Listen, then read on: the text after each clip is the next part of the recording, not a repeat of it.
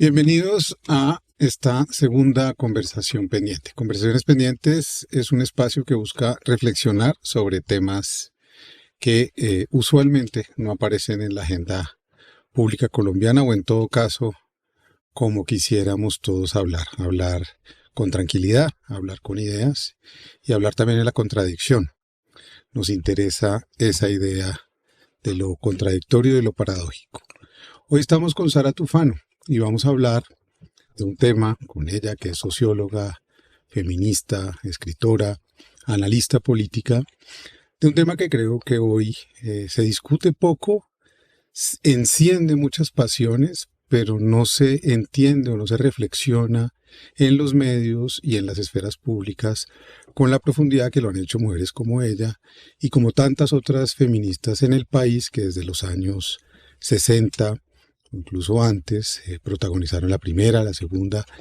Después, en este siglo, ya la tercera ola y ya vamos en la cuarta ola. Ya Sara nos va a contar de qué se tratan o de qué se trataron esas olas o en todo caso ocuparnos de este momento que nos corresponde. Gracias, Sara, por estar en esta conversación pendiente. No, gracias a ti por la invitación, Juan David, y pues muy complacida de casi inaugurar este espacio que creo que pues tira muy bien y es muy necesario pues para el debate público en Colombia. El feminismo es un tema que de alguna manera incomoda, da miedo a muchos hombres políticos de izquierda, por ejemplo, a muchas mujeres también liberales que se creen o que dicen ser feministas, pero que han articulado el feminismo. Todos estos temas están dentro de mis preguntas. Y es un tema muy incómodo, es un tema que nos da miedo conversar. Nadie quiere proponer esa conversación porque hay muchas contradicciones.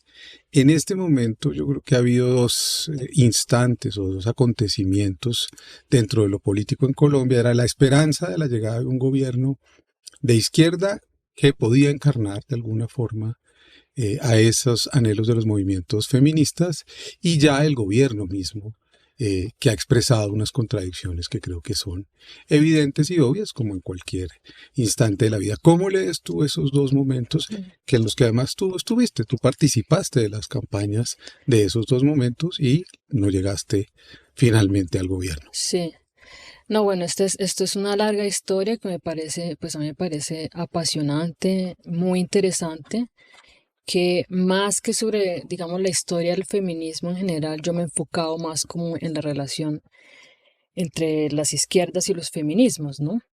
Em, claro, nosotros, digamos ya, pues para hablar como de la coyuntura y después ya hablar como de manera más general, en términos coyunturales, yo siempre digo que la primera campaña presidencial de Gustavo Petro, que ahora ya nos parece que fuera historia patria,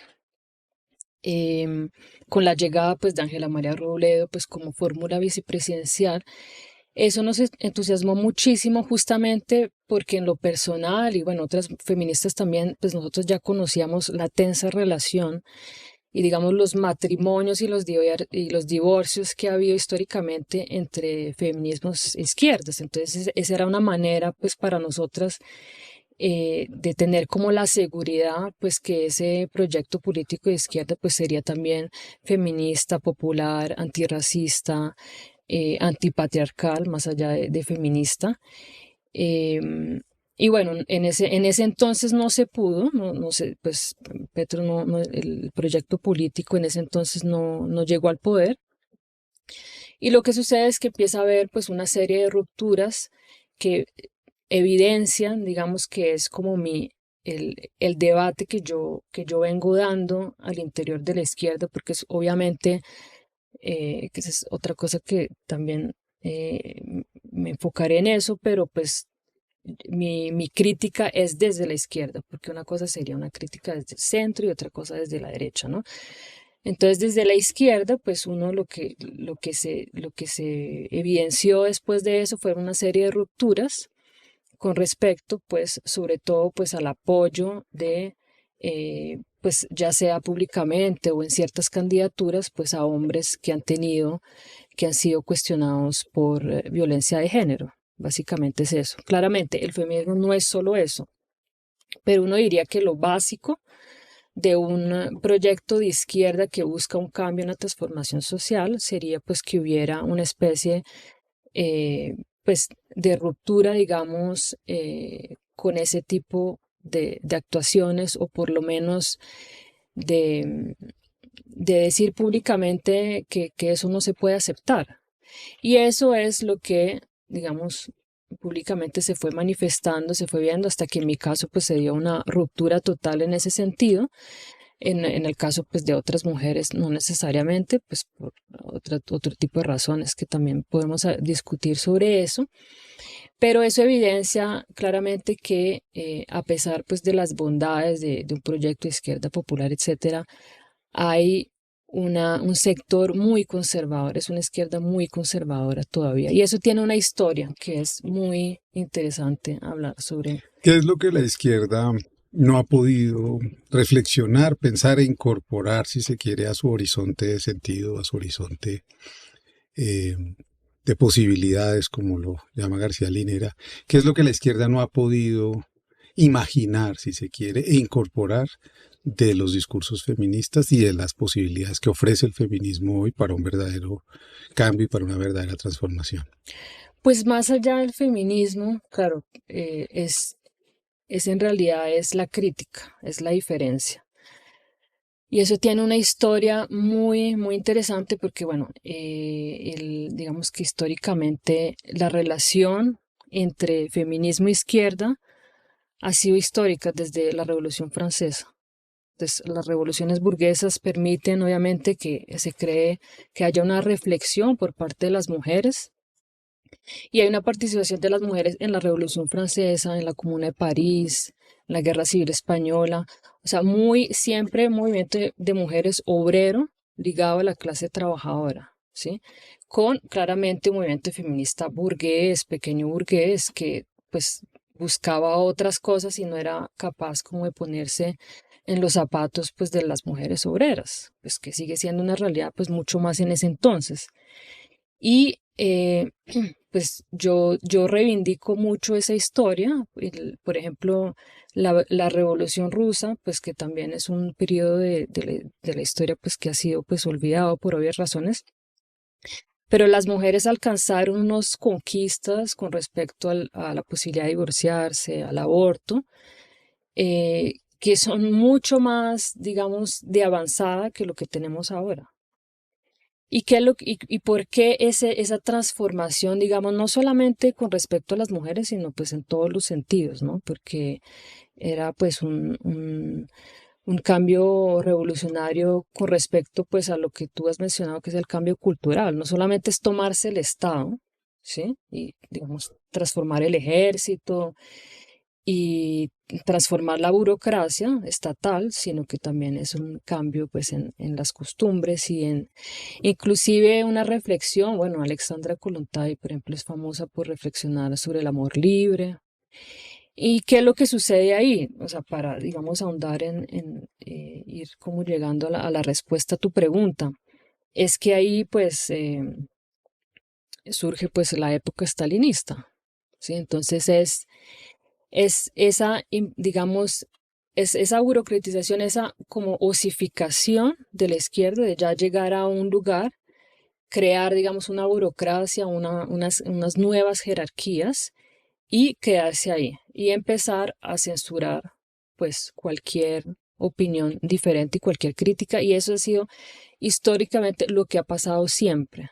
Digamos, esa es un poco el punto, digamos, central de la discusión, ¿no? Porque, claro, porque en el debate público colombiano en general estamos acostumbrados a personalizar, ¿no? Entonces, es que me miró mal, me cayó mal, dijo esto, dijo lo otro, me miró feo. No, hay que entender que detrás de eso hay pues unas decisiones políticas y hay una lucha política, ¿no? Entonces, ese periodo estalinista que pues influencia a todos los partidos comunistas del mundo, y por eso después va a haber una nueva izquierda en contraposición pues a ese comunismo, esa izquierda tradicional, digamos.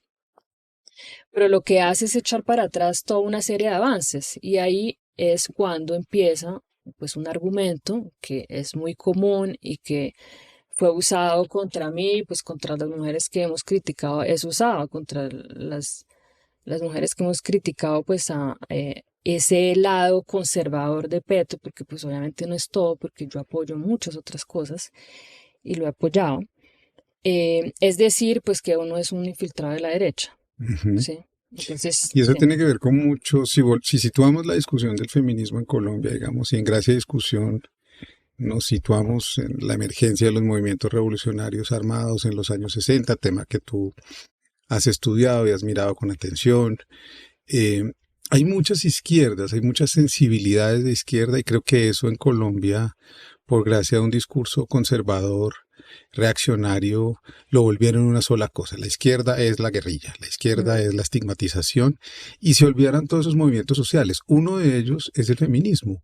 El feminismo empieza a surgir con una fuerza, digamos, propia en Colombia en los años 60, desde las academias, desde el pensamiento, desde el intelectual.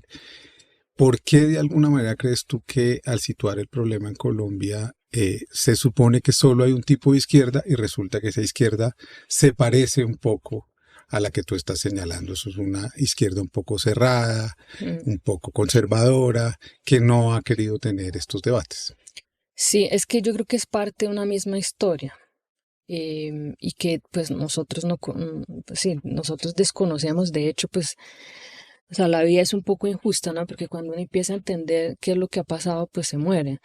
Pero esa es una historia, el movimiento feminista autónomo viene de esa izquierda, porque son, porque antes de que hubiera feminismo, pues había organizaciones revolucionarias, había organizaciones obreras, que con las transformaciones sociales a partir de las revoluciones burguesas y de las mujeres, obviamente de las organizaciones obreras, empezar a luchar pues por reivindicar el trabajo y por mejorar sus condiciones de trabajo, se dan cuenta pues que estas mujeres obreras tenían una doble jornada, o sea, que no solamente trabajaban, eran explotadas en el trabajo, sino que Llega también a estaban, cuidar. llegaban a cuidar.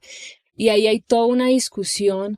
Primero, eso fue una discusión compleja porque primero la participación de las mujeres en sindicatos, por ejemplo, había una resistencia por parte de los hombres porque les quitaban el trabajo, ¿no?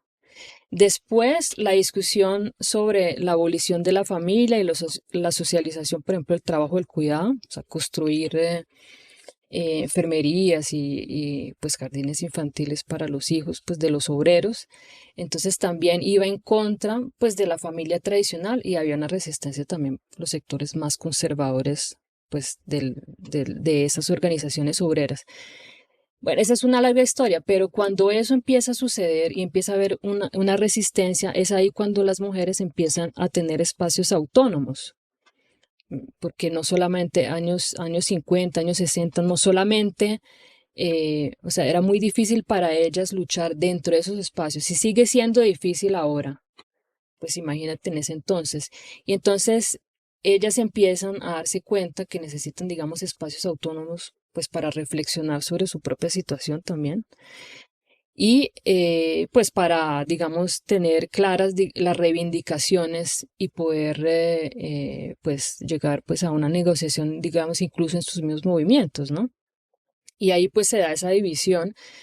Y se da esa división también, y eso pues hay que decirlo, ¿no? Entre pues feministas burguesas y pequeños burguesas con respecto pues a lo que sucede pues con las mujeres obreras, que esa es otra Es una crítica, crítica que le es hacen una crítica bueno, que te han hecho a ti que me también, han hecho a mí y que le han hecho otras feministas y que que es que hay un feminismo estrato alto, un sí, que hay un feminismo feminismo burgués. estrato alto. Bueno, entonces ahí, acá yo digo, ese feminismo, o sea, estrato alto, digamos, ese feminismo autónomo, muchas de esas mujeres ya habían estado en movimientos de izquierda y pues no pudieron, pues ha sido muy difícil, digamos, a llegar a espacios de poder, ¿no? Y por otro lado, también hay temas que son, digamos, transversales. Por ejemplo, el caso de la violencia de género afecta por igual, pues, a una mujer pobre que a una mujer rica. claro, la mujer rica, la mujer, digamos, burguesa o de clase alta, tiene los medios para hacerle frente a esa violencia, pero es algo transversal, o la cuestión del aborto, ¿no? Son temas como transversales a las mujeres, que no van a ser, digamos, experimentados de la misma forma claramente. Entonces ahí empieza toda esa división de identidades, ¿no? Entonces una cosa es ser mujer blanco mestiza, de clase media. Entonces toda la discusión sobre la cuestión de las identidades y cómo en esa gran diferencia que se va, digamos, se va poniendo en evidencia, se construye la unidad. Esa es un poco como la gran discusión siempre de la izquierda. Entonces, para llegar, digamos, lo que sucede, una de las críticas, pues, a cuando las feministas proponemos estos temas es que estamos dividiendo el movimiento, ¿no? Es un problema, pues, porque la izquierda tiene que llegar unida. Lo que pasa es que si uno investiga la historia, esa ha sido justamente la justificación de siempre.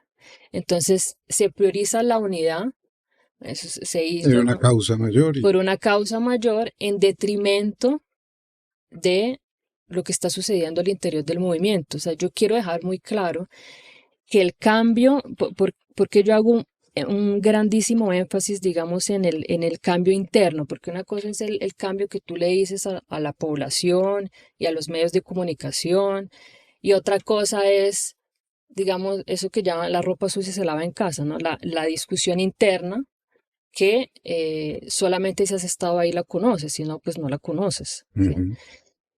Yo creo esa discusión, ese cambio, esa discusión interna es donde se puede generar un cambio que, digamos, amplíe el horizonte de la izquierda. ¿Por qué? Porque el cambio no va a llegar del centro ni va a llegar de la derecha.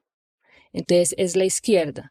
La izquierda, claro, con una serie de Que reformas, es la que ha conseguido que los cambios ocurran exacta, para en el los mundo, movimientos sociales en en el Colombia y mundo, en el mundo. exactamente. Pero siempre llega hasta un cierto punto. Entonces tenemos el caso del estalinismo, tenemos el caso, por ejemplo, la paradoja por excelencia es la revolución nicaragüense. Ese es, yo tenía una gran amiga que acabó de morirse de cáncer, que era de allá, y pues yo conocía, ella me contaba pues todas las arbitrariedades del gobierno de Ortega, y eso es algo que para mí es indefendible, pero hay una izquierda que lo sigue defendiendo. Entonces, ese es como el gran meollo que a lo que yo pienso que la izquierda debería apuntarle es poder entender que hay unas transformaciones internas que también hay que dar. Yo veo esta conversación y empiezo a sentir eh, que el neoliberalismo, digamos, en los últimos 40 años ha sido muy hábil en reflejarnos o ponernos el foco encima de la autocrítica, ¿cierto? Todas las paradojas, contradicciones de las izquierdas nos las han amplificado, han escrito libros sobre eso, la hija de Bre escribe una historia tristísima, es decir, hay una especie de relato de que la izquierda ha sido machista. Yo me pregunto por qué no hemos sido capaces de lograr cambiar también el foco, aceptando estas críticas y estas contradicciones, sobre la derecha y el capitalismo, que es lo que ustedes dicen al final. Y digo ustedes porque has reivindicado el manifiesto feminista para el 99% de Nancy Fraser y de las otras dos autoras, diciendo que el problema es el capitalismo. ¿Por qué no estamos insistiendo en Colombia hoy todo el daño que ha hecho el neoliberalismo sobre los cuerpos de las mujeres y no empezamos también a hablar de esas reivindicaciones que se han conseguido en este gobierno y en muchos otros? Porque hay que decir que las mujeres han incidido definitivamente en la historia de Colombia en otros momentos históricos, no solo en este, pero digamos en este crear un sistema nacional del cuidado, en salud, la ley de endometriosis, en fin, hay cosas que este gobierno ha hecho que yo creo que son incontestables, que ocurren, por supuesto, gracias al movimiento social, no a la voluntad solamente de un grupo de personas. ¿Por qué no hemos podido cambiar un poco ese relato para equilibrar las fuerzas, si se quiere? Nos condenaron, como dice Enzo Traverso, a una idea de que eso fue el mal, el totalitarismo, y la izquierda no puede reivindicar nada y no puede decir nada porque fue el horror, digamos.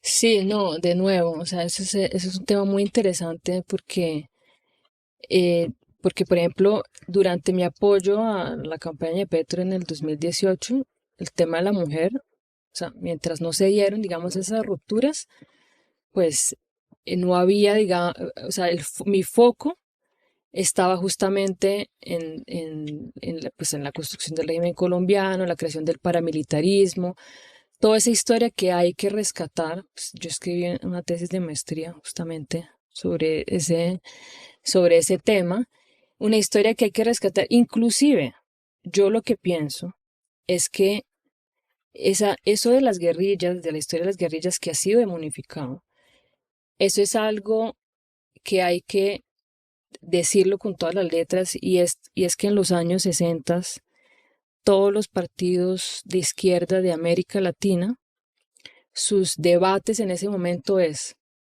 ¿creamos una guerrilla, sí o no? Todos los partidos de izquierda, esa era la discusión.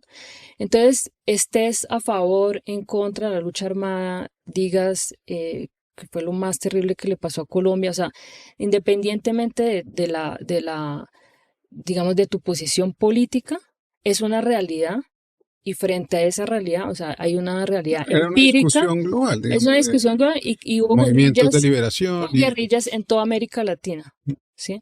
Que después eso, bueno, se fue deteriorando y bueno, y gracias a qué, a la Revolución Cubana. Entonces fue la manera de decir, bueno, la guerrilla es una táctica, no es precisamente, digamos, el ejército, es una táctica de resistencia frente a un opresor, ¿sí? Una fuerza imperialista o bueno, una dictadura, en un escenario pues, de desequilibrio de las fuerzas, ¿sí?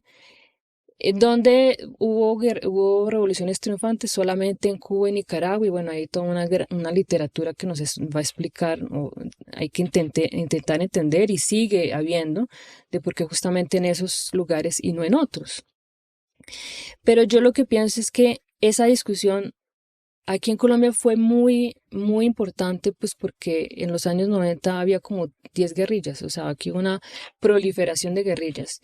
Y yo pienso, y eso es algo que yo creo que hay que decirlo, es que Gustavo Petro, que es lo que yo rescataría también de ese proyecto, Gustavo Petro es un militante del M-19 que llega al poder.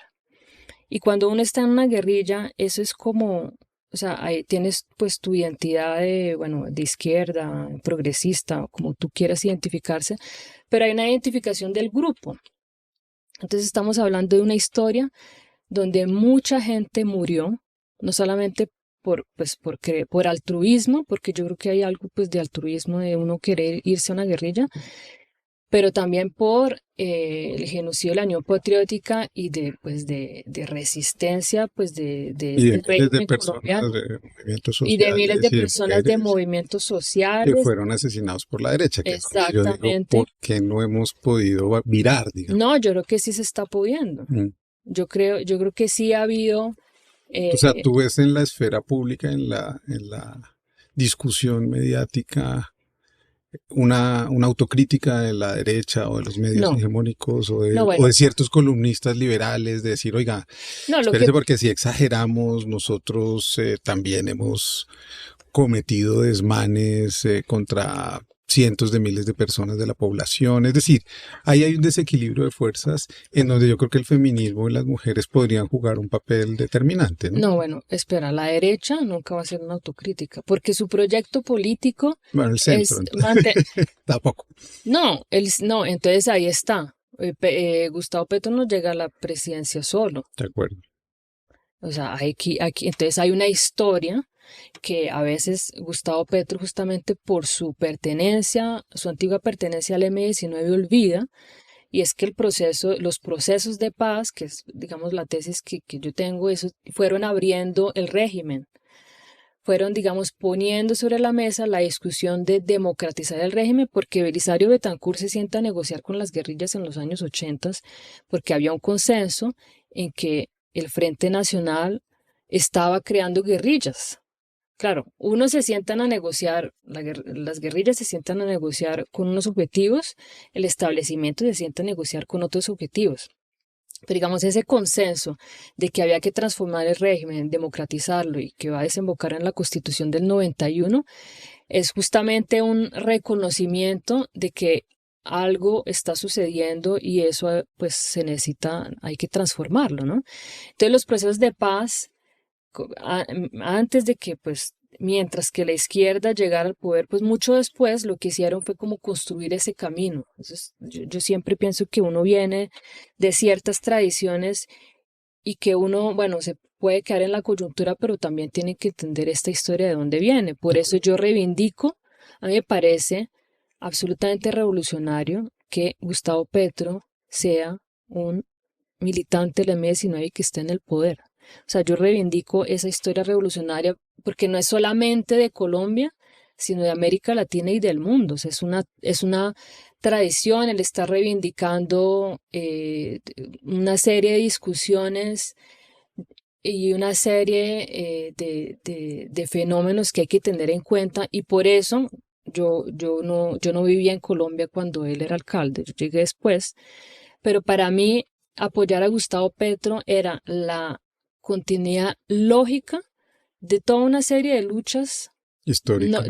históricas, no solamente de guerrillas, pero sino también de movimientos sociales, democráticos, etcétera, que finalmente llegaba al poder.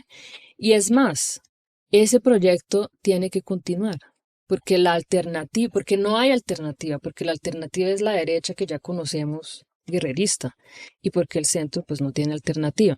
O sea, es decir, la izquierda es el proyecto de cambio, ¿sí? Eso lo tenemos absolutamente claro. Lo que yo estoy proponiendo es ir más allá, Ujú. es reivindicar justamente esa transformación interna, ese debate interno. ¿Sabes por qué? Porque cuando no hay transformación interna, cuando tú dices ese discurso clásico de la izquierda, que la unidad ante todo, que el que critica hay que censurarlo y es un imperialista pagado por el GEA y USAID y bueno, y de todo, y un enemigo interno que hay que callar, tú lo que estás haciendo es convirtiendo justamente ese deseo de transformación y de cambio en un dogma. Ujú. Para mí el problema no es la ideología, todos tenemos ideologías, ¿sí? Obviamente, y es la ideología es algo que todo el mundo tiene menos uno, ¿no? Todo el mundo es ideologizado menos uno. El problema no es la ideología, porque hay ideologías que son, pues que representan unos intereses de clase específicos y uno tiene que reconocerlo, ¿no? Pues también para hablar del tema de los intelectuales, pues que tú pusiste sobre la mesa, que me parece interesante también, que tiene que ver con esto que estamos hablando, pero el problema es el dogma, ¿sí? Entonces, para mí el dogma es lo que no ha, lo que, claro, vamos a reivindicar las conquistas de la izquierda, pero pues vamos a ir más allá. ¿Por qué? Porque esto no se puede ser solamente discusiones de cada 4 años y entonces la izquierda pierde las elecciones, vuelve la derecha y entonces vuelve la izquierda, ¿sí? Sino que hay que seguir pues democratizando y eso empieza por democratizar el grupo que justamente va a transformar Colombia. Sobre lo que dices, me pregunto entonces, o más bien me sigo preguntando, uno, ¿por qué no hemos podido contestar a la derecha? Creo que el feminismo también ha sido tomado, o más bien el feminismo liberal, Lenin, que llaman, ahora nos explicas qué quiere decir eso de feminismo, Lenin, ha sido cooptado también ese espacio hoy por las cuotas, por, digamos, la meritocracia, por el... Y por nuestro lado, digamos, aceptando que, como tú dices, y yo también lo reivindico todo el tiempo, todos tenemos una ideología y no estamos desprovistos de ella y todos hablamos desde un lugar político, nos guste o no nos guste, nos hemos dejado arrinconar en que las feministas son radicales, en que, ¿sabes?, en una serie de lugares encerrados que me parece que no nos deja mover en la propuesta que tú haces. Entonces, ¿cómo lidiamos con esos asuntos para imaginar cuál es el horizonte de una izquierda que se vaya transformando y vaya aceptando esas sensibilidades dentro de su complejidad y cómo contestamos a la derecha? Porque yo creo que no lo estamos haciendo. Hoy hay una candidata mujer y con eso parece que basta. Digamos, si hay una cuota de la promesa ahora no sé de qué, la promesa de una mamá o qué es esa promesa de la derecha, la meritocracia, la que pudo llegar lejos sola, en fin, el neoliberalismo otra vez actuando y reinventando sus formas ahora para vender una candidata mujer. Ujú. No, pues esa es la cooptación del capitalismo de todas las, digamos, corrientes de izquierda, de alguna forma, que efectivamente, pues, tiene lugar, pues, después del 68, digamos, en esa época, pues hay una, por estas cosas que he comentado y por muchas más, pues hay un descrédito, pues, de la izquierda tradicional, ¿no? Y bueno, y la transformación también del modo de producción y del trabajo, pues hace que justamente la categoría pues del obrero pues ya no sea central, ¿no? Entonces se empieza a ver como más unas reivindicaciones pues de tipo cultural, justamente por eso, porque la discusión en la izquierda eh, es decir, bueno, la unidad ante todo, eso el feminismo y del antirracismo y reivindicaciones identitarias o lo que sea, o reivindicaciones, digamos, de tipo cultural en el futuro, cuando nos tomemos el poder, pero eso no pasa, es así no funciona, ¿no? Que es algo también que yo quisiera llamar la atención antes de contestar esta pregunta pues sobre el feminismo liberal, es, eh, es esta gran paradoja, de nuevo, pues llamando la atención sobre la necesidad de la discusión interna, es esa gran paradoja de cuando nosotros decimos, no, eso lo dejamos para el futuro, lo que estamos haciendo en el presente es un, o sea, nos estamos maltratando entre nosotros, ¿sí? Lo que sucede con la izquierda es que digamos, ese pueblo, por ejemplo, al que un líder de izquierda, al que Gustavo Petro le habla, que va y visita territorios en Tarima, etcétera, y que efectivamente hay que pensar en ellos, ¿sí? O sea, de eso se trata también la empatía, ¿no? Es para ellos, ¿no? Es para las clases populares, las transformaciones que uno se está planteando por la aberrante desigualdad que hay en Colombia y pues porque está en el objetivo pues de la izquierda. Pero lo paradójico de eso es que esas poblaciones él las verá una vez, no sé, cada año, cada 4 años, ¿no? Pero el resto del tiempo uno lo que está haciendo es conviviendo con sus camaradas, con sus colegas, con sus compañeros, con mujeres, negros, etcétera. Hay una convivencia, o sea, la convivencia se da justamente en ese aspecto de la vida cotidiana, ¿sí? Y es ahí donde somos entre nosotros, donde supuestamente hay una camaradería y pues compañerismo y debe haber pues un respeto, es donde más nos hacemos daño, que eso es un poco lo que pasa o lo que ha pasado con todas las personas que hacen, digamos, crítica interna, justamente, por ejemplo, a raíz del famoso Consejo de Ministros, pues son, digamos, relaciones sociales que se rompen, ¿no? Por ciertas críticas, y eso me parece impresionante, porque somos nosotros los que en la vida de uno, somos nosotros, son esas, digamos, esas relaciones las que uno más va a cultivar. Entonces, esa es una gran paradoja, ¿no? El tema del Y además cuidado, son el las tema que del no cuidado. deberían romper, ¿no? Digo, Claro, podemos no estar de acuerdo y exactamente. conversar y seguir con una tensión que tenemos que solucionar. Sí, entonces, más allá de eso, antes de ya ir pasar a la pregunta que me hiciste, es que justamente hay una lucha por el poder interno. O sea, siempre yo creo que es algo que hay que decir.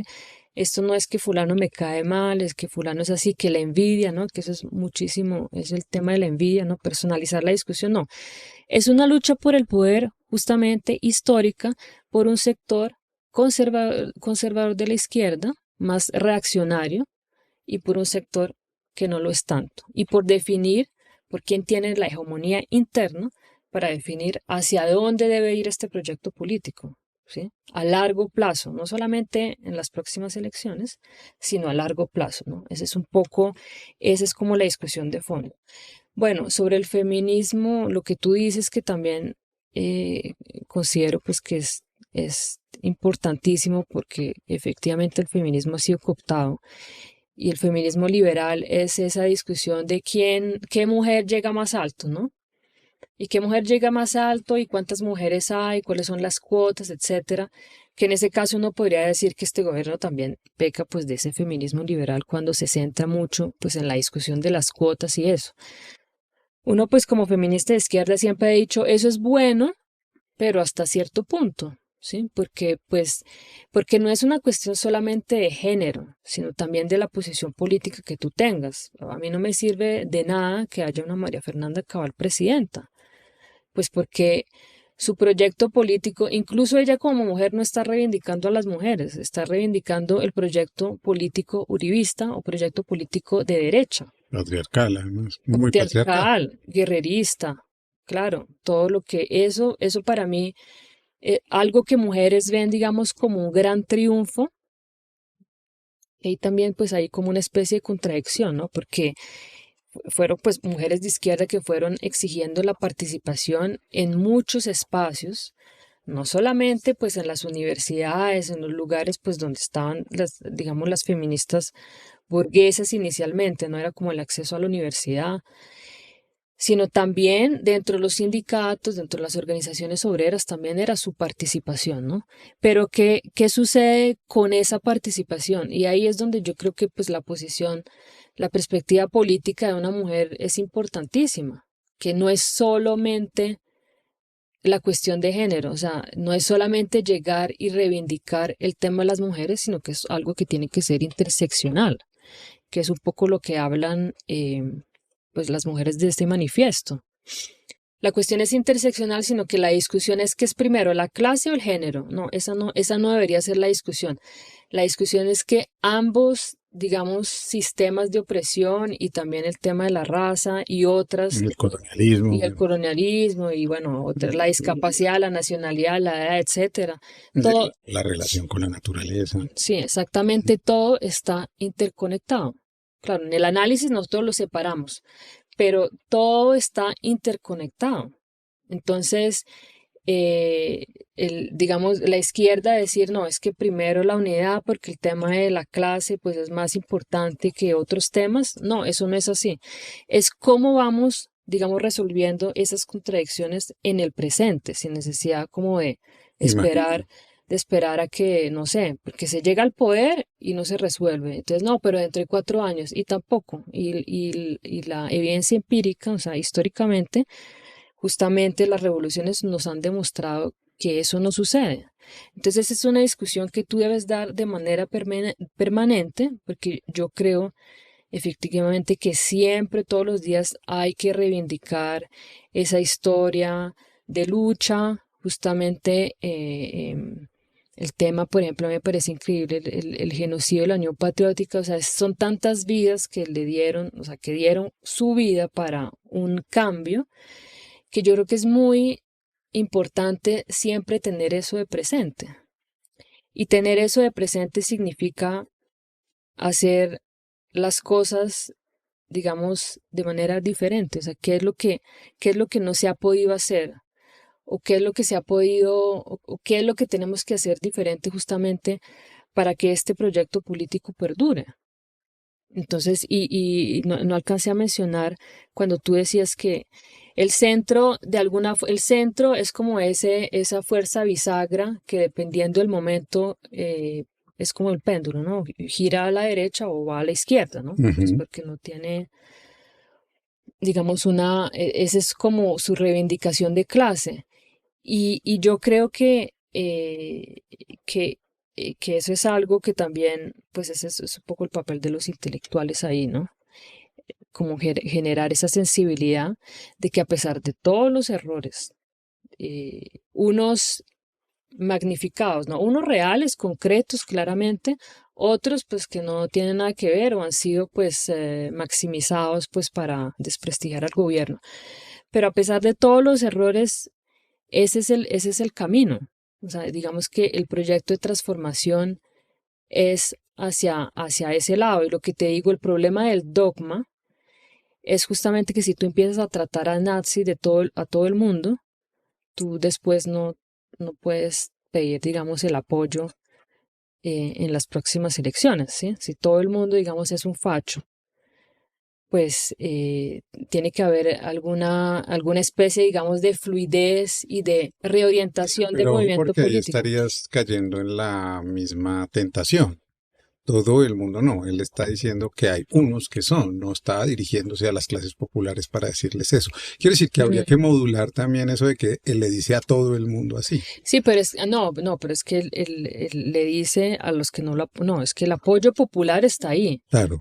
La izquierda no está ¿Qué buscando. es lo que quiere significar con esa figura que yo tampoco comparto? Pero ¿qué es lo que para ti quiere significar llamando a una parte de la sociedad de esa forma? De una manera hiperbólica y exagerada, ¿qué es lo que quiere decir? No, yo pienso, yo tengo yo he transitado en varios mundos, lo que pues le agradezco a la vida eso. Entonces yo he estado tanto en la política como en la academia. Entonces yo sé que para hacer política tú tienes que emocionar a la gente. Ujú.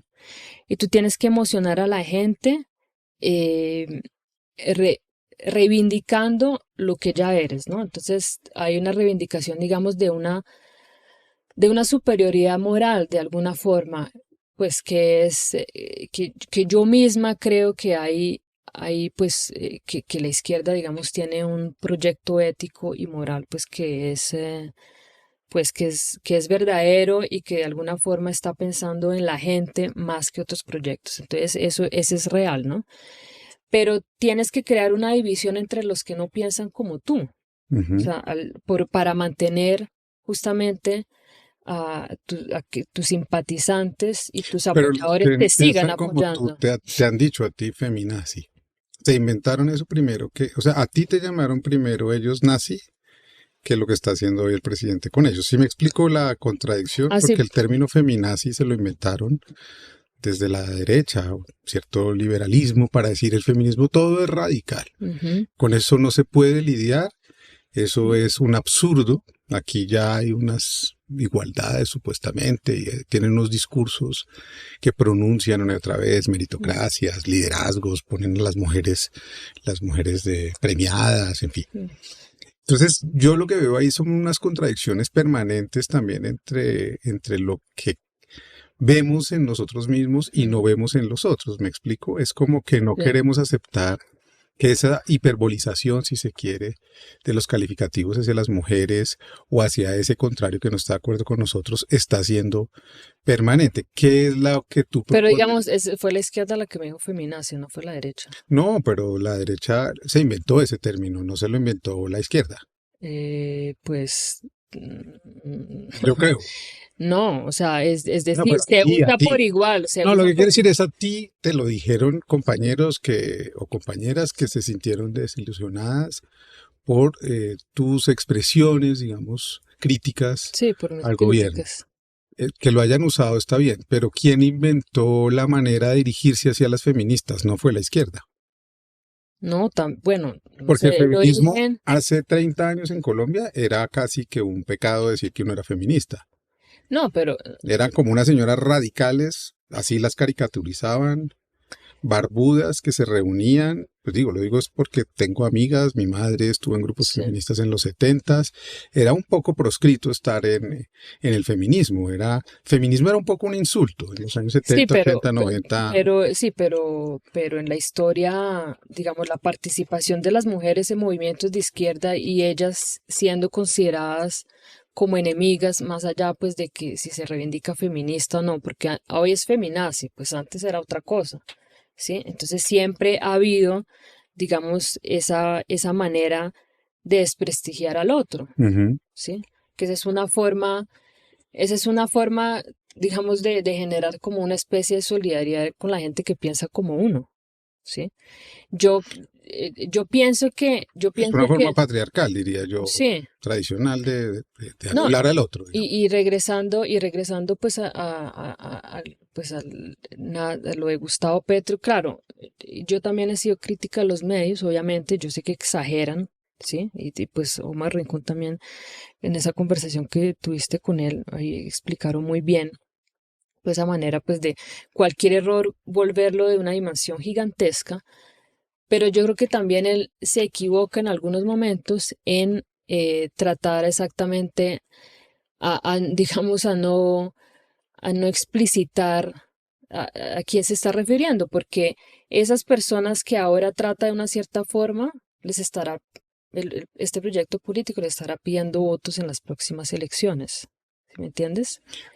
Yo sí, bueno, en fin, no creo que quisiera no meterme en la discusión meramente política en el sentido y menos personalista, eh, porque me interesa más entender y insistirte en la pregunta que te hice antes y es, si todas estas contradicciones están tan vivas, si este debate está ocurriendo hoy, ¿cuál es entonces la posibilidad que tiene el progresismo, la izquierda, el feminismo, los movimientos sociales, los campesinos, para conseguir una unidad o un camino que le posibilite continuar este proyecto? Porque si no es así, pues vamos a entrar otra vez como en un momento de violencia y de contrarreforma, si se quiere decir, muy, muy profundo y muy duro, ¿no? O sea, No, pues, ¿cómo empezamos a conversar entre nosotros de esto para empezar a caminar juntos? pues yo creo que ese es un trabajo de muy largo plazo, porque como te dije, en la coyuntura, frente al discurso de que todos tenemos que estar unidos frente a las diferencias, pues todos votaremos por la opción Progresista. progresista, sí. Y ahí, y todos vamos a estar, digamos, ahí en ese momento, digamos, no pueden haber críticas. Pero esa es una discusión que continuará. Y es una discusión, creo que la raíz del problema, lo que te digo, es una lucha por el poder interno. Y yo creo que en la medida justamente en que se hagan este tipo de discusiones, en que se cree conciencia además sobre este tipo de discusiones, pues lo que vamos haciendo es mostrando la necesidad pues de que la izquierda sea más democrática, ¿sí? Porque esto no es solamente para las próximas elecciones, sino que estamos hablando pues que es de o sea, es como, o sea, es barbarie, es muerte o vida, de alguna Ujú. forma, ¿no? Porque estamos hablando también pues en términos existenciales, eso es algo que pues que la izquierda pues tienen que entender que también se trata pues de poder, digamos, definir horizontes cada vez más amplios, sí, que no se reduzcan solamente, digamos, a lo coyuntural, a lo de este gobierno, sino que sea una discusión mucho más amplia, que en eso le reconozco pues a Gustavo Petro, pues es lo que pues en algunos momentos pues él también trata de hacer. Entonces yo creo que la discusión sigue siendo necesaria. El papel, por ejemplo, de los intelectuales también es importantísimo. Yo creo que esa discusión, por ejemplo, para mí, digamos, los intelectuales son aquellos que son capaces como de ponerse en el lugar del otro, ¿sí? Por ejemplo, el intelectual comprometido, porque los intelectuales no son una clase, Ujú. sino que son varias clases, ¿no? Entonces, ni son un grupo homogéneo, no, o sea, no van a crear pues el partido de los intelectuales, sino que tienen como un entendimiento empático y son capaces de alguna forma de justamente por ese paso eh, por la universidad, es un privilegio pasar por la universidad porque es un lugar donde tú estás reflexionando constantemente sobre la realidad y sobre lo que está pasando. Ahí tú generas empatía y eres capaz de ponerte en el lugar del otro y por eso los intelectuales han sido muy importantes justamente para reivindicar proyectos populares. ¿Sí? Que efectivamente, y para ser como de traductores entre ese proyecto popular y la sociedad que algunos pues de izquierda no logran porque justamente por esa visión dogmática. ¿Sí? Yo creo que ahí es como la importancia de eso, pero también, o sea, el gran cambio, digamos, en la izquierda también es abrir la posibilidad, digamos, a una crítica que mi crítica desde la izquierda nunca va a ser tomada por la derecha, Ujú. como ya dije, sino que es una crítica interna de la izquierda justamente para democratizar el movimiento y para que eso no sea un impedimento para que la derecha otra vez vuelva, o sea, o sea, algo que permita o facilite justamente que la derecha pues llegue otra vez al poder. Si pudieras sentarte hoy digamos, hoy programáticamente con quién va a tomar las decisiones o el grupo de gente que va a tomar las decisiones de lo que viene en gracia de discusión, una alianza liberal, progresista, liberal en el sentido histórico y no en el sentido del partido que tiene hoy Colombia? ¿Tú qué temas pondrías sobre la agenda feminista en Colombia? Es decir, Bueno, en qué hay que avanzar y con las contradicciones que tenemos hoy, con la clase política que tenemos hoy, con el país que tenemos hoy, con los hombres que tenemos hoy, con el sexismo que tenemos hoy, ujú. ¿cuál sería tu agenda posible? Bueno, obviamente reivindicar pues los logros que como tú has mencionado ha hecho este gobierno, que es el Sistema Nacional del Cuidado, que bueno, que ese también es otra discusión de o sea, liberar a las mujeres de la carga de esa doble jornada, pues es fundamental. A la gente, cuéntale un poco qué es el cuidado a la gente que nos está viendo. No, pues es esa, bueno, primero está el problema pues de la familia, ¿no? De la familia tradicional con todos sus problemas, pero lo que ha sucedido es que la carga del trabajo dentro de la familia recae pues en las mujeres. Y pues con el tiempo, las transformaciones que hemos mencionado, pues las mujeres también han entrado pues a tener también pues trabajos formales o informales por fuera, digamos, de esa esfera privada. Y eso hace pues que sobre ellas recaiga pues una carga de trabajo pues muchísimo mayor que la del hombre, ¿no?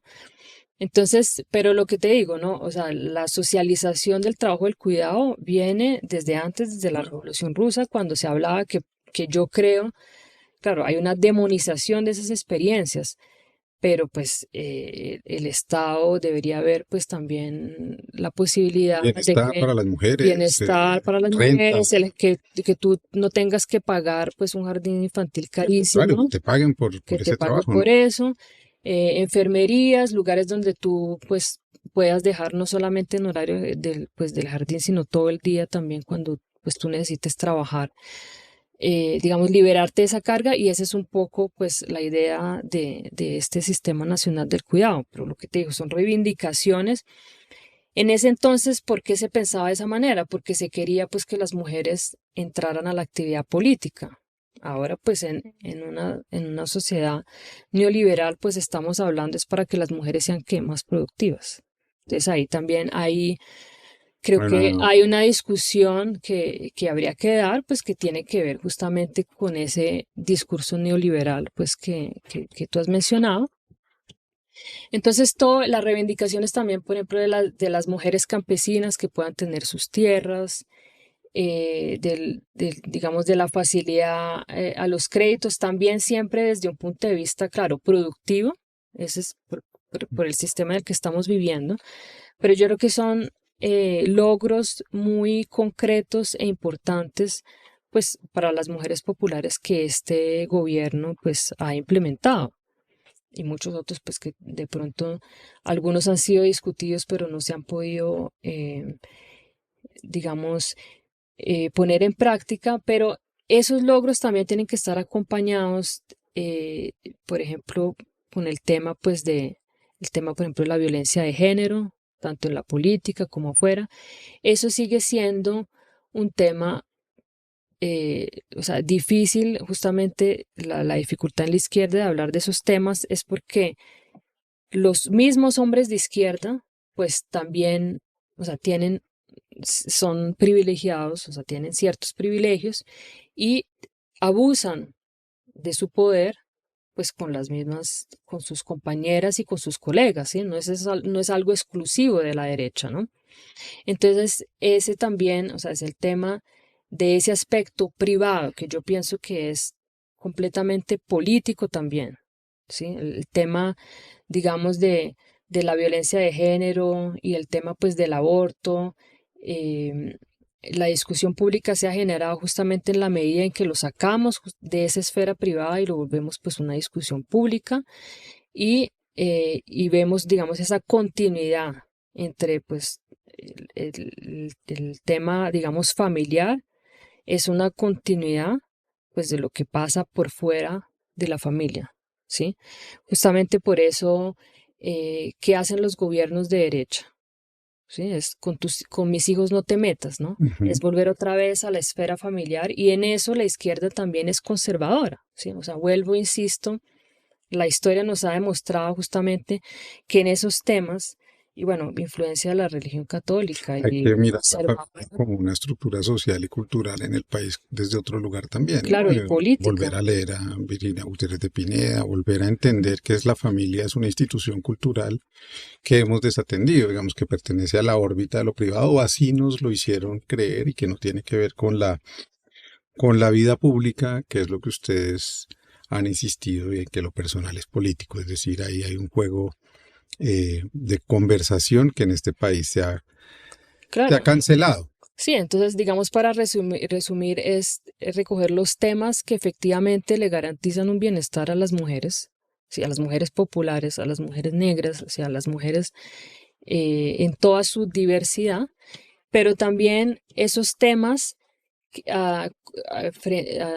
sí, contra los cuales pues la izquierda ha mostrado mayor resistencia, porque justamente estamos viendo que son los mismos que pues es toda esa arremetida pues de la derecha contra esas reivindicaciones pues de las mujeres y del movimiento negro y de otros movimientos sociales que han llevado a transformaciones. Entonces ese es un tema, o sea, ese es algo que la izquierda tiene que entender que también es clave porque es por ahí justamente que la derecha se cuela.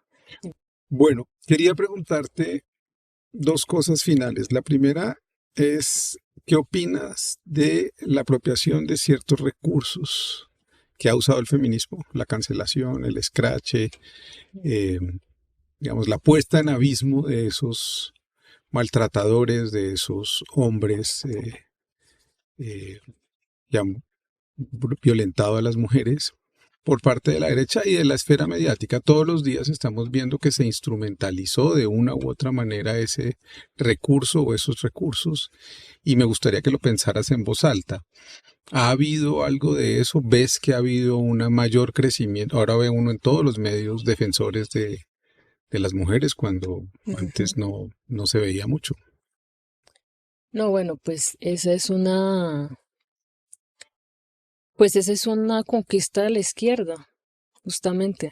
O sea, esa es una conquista de las mujeres, eh, digamos, conquista de la izquierda en el sentido, pues es que es un feminismo, pues que busca, digamos, una justicia en un sistema, pues, Injusto. patriarcal, digamos, jurídico, en el terreno, pues, de la justicia ordinaria que es patriarcal y pues que siempre va a haber como un desbalance entre hombres y mujeres y bueno, tú sabes que el escracho pues viene justamente de la manera como los que habían cometido crímenes en la dictadura en Argentina, un grupo de personas iban al frente de sus casas y los escrachaban y decían, bueno, aquí hay un criminal y queremos justicia, ¿no?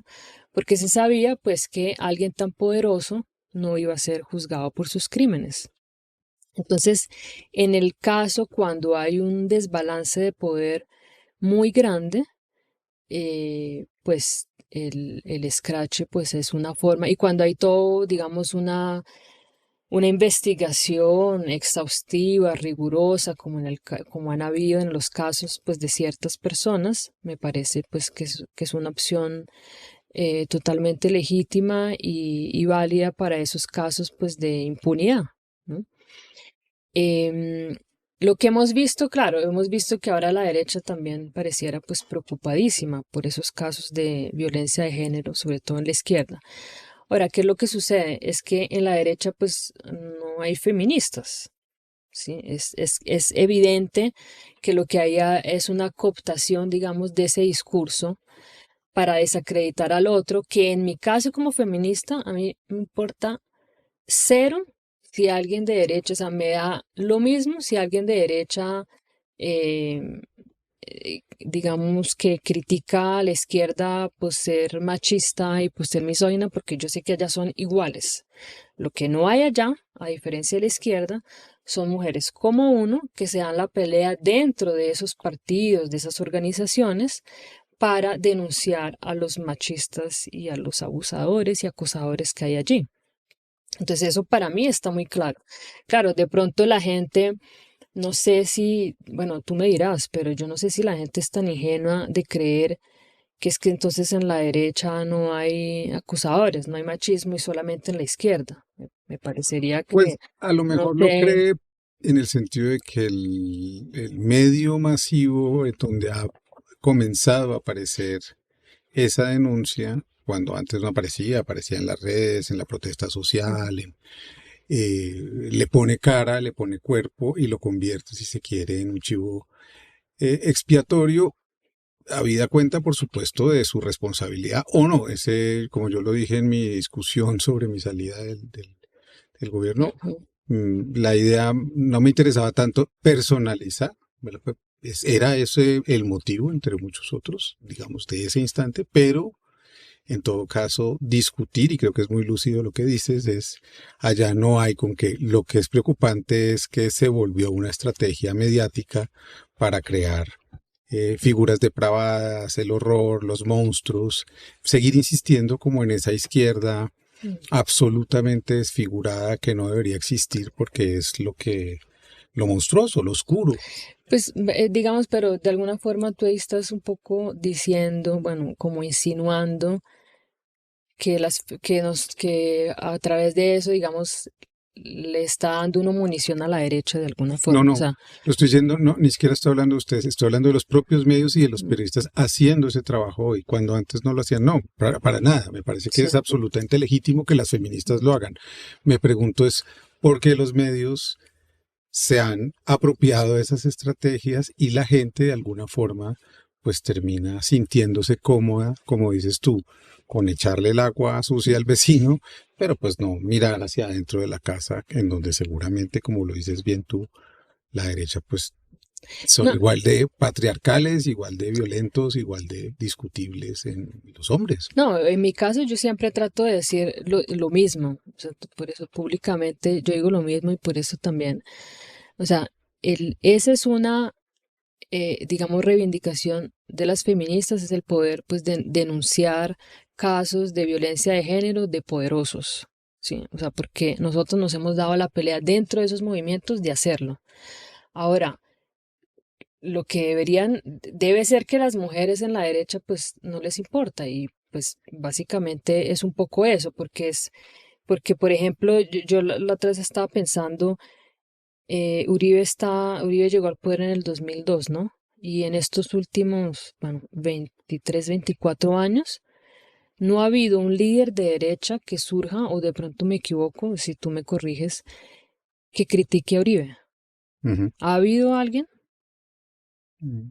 O sea, que sea un líder visible y que decida hacer su proyecto político a partir de la crítica del proyecto uribista. No, ninguno. No hay ninguno.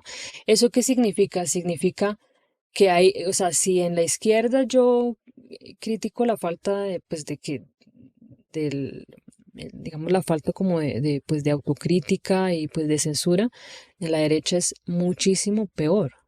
O sea, o te sometes a eso, porque claro, es una estrategia política, ¿sí? La estrategia política de ellos es seguir diciendo que pues que Uribe transformó este país y que era necesario y que hay que seguir por esa vía. Entonces no te puedes, digamos, salir de ese libreto, ¿no? Entonces, si ese es el nivel, si estamos hablando de eso entre proyectos políticos, entre líderes hombres, ahora imagínate las mujeres a la autoridad a la que están sometidas, la verticalidad a la que están sometidas. O sea, no hay posibilidad, digamos, de hacer absolutamente ninguna crítica. Justamente porque la derecha no es lo mismo que la izquierda, es que en la izquierda yo digo, nosotros sí tenemos que tener esa posibilidad, ¿no? Entonces, yo siempre dejo dicho que, o sea, esa diferencia entre la derecha y los, digamos, los partidos de derecha y de izquierda, no es que en la derecha no haya acosadores y abusadores, sino que haya no los denuncian. No hay ese tipo de denuncias. Y los medios de la izquierda no se han preocupado por el asunto, no se han creado esferas públicas lo suficientemente poderosas para contestar desde ahí eso, de investigar, denunciar, porque si los hay. Claro, y debe ser también, pues porque cómo empiezan las denuncias por este lado.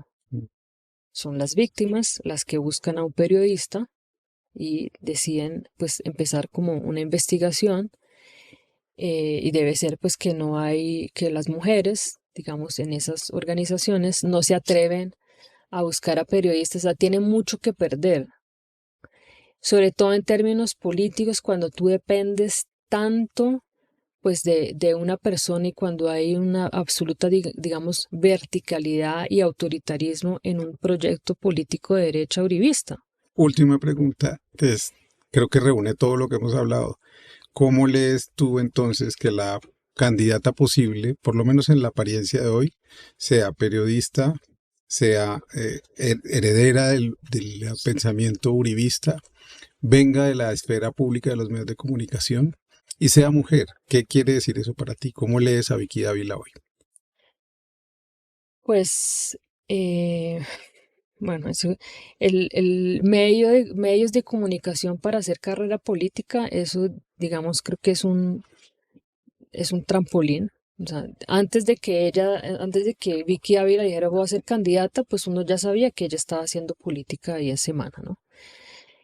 El tema de la mujer, claro, eso es otra vez una apropiación, pues, de una, digamos, reivindicación feminista y de que, de que las mujeres también pueden llegar a esos lugares de poder. Ahora, yo no sé si Colombia, con lo conservador que es, logre, yo creo que eso va a depender mucho, porque en el caso de Vicky Ávila, lo que uno ve no es tanto ella, porque o sea, ella es como si, o sea, sin restarle agencia, obviamente, pero ella es como un títere, ¿no? Primero, ella no está preparada, pues no tiene ningún tipo de formación, pues además de ser periodista, pero yo hablo, digamos, en temas de Estado, de gobierno, pues no tiene información, no tiene propuestas. Entonces ahí lo que hay es quién está detrás de ella, pues además de los empresarios, ¿no? Entonces ahí vimos que llegó Alicia Arango, entonces bueno, eso ya es como un acercamiento al uribismo y eso tiene que ver con la dificultad de la derecha justamente de encontrar a un candidato fuerte de la derecha. Y por eso vemos siempre que las que siempre suenan son mujeres, ¿no? En el Centro Democrático, pero pues como que nunca las dejan. Entonces, digamos, esta Vicky Ávila es como una forma de por fuera, pues, del partido político, de reivindicar justamente esa figura disruptiva, finalmente mujer, porque pues los hombres no han logrado gobernar bien este país, pero pues con todo un equipo que pues que no sabemos exactamente quién está detrás de, pues, de ese personaje, ¿no? Pero pues es sintomático de la crisis de los medios de comunicación, es sintomático de esa apropiación de, pues, de ese feminismo liberal y de que no es suficiente tener mujeres en el poder. Y esa no es ni siquiera, ese no debería ser el fin último, ¿sí? Es sintomático pues de la crisis de la derecha también, que eso pues claramente pues para la izquierda le da un margen de maniobra bastante importante. Y sí, es síntoma pues de muchas cosas que yo como feminista de izquierda, pues a mí no me produciría ninguna alegría que pues fin una mujer como Vicky Ávila sea la presidenta de Colombia, porque sé que va a hacer exactamente lo mismo que un hombre de derecha, que otra vez se trata es del proyecto político que tú encarnas. Claro, pues tú vas a tener ciertas sensibilidades frente a ciertos temas por la manera como tú has sido criado, claro, pero como ya dijimos, son categorías se van comunicando, no es solamente el género, es la clase, la raza, la nacionalidad, la edad, son muchos factores. Em, entonces, pues en mi caso, pues yo en estos momentos, porque bueno, en la política todo puede cambiar, pero yo no lo veo pues como una apuesta O sea, es justamente sintomático pues del estado tan crítico en el que se encuentra la derecha. Pues Sara, gracias por estar aquí, gracias por abrirte a la conversación, creo que de eso se trata. Nos vemos en la próxima conversación pendiente. Hasta la próxima. Chao, chao.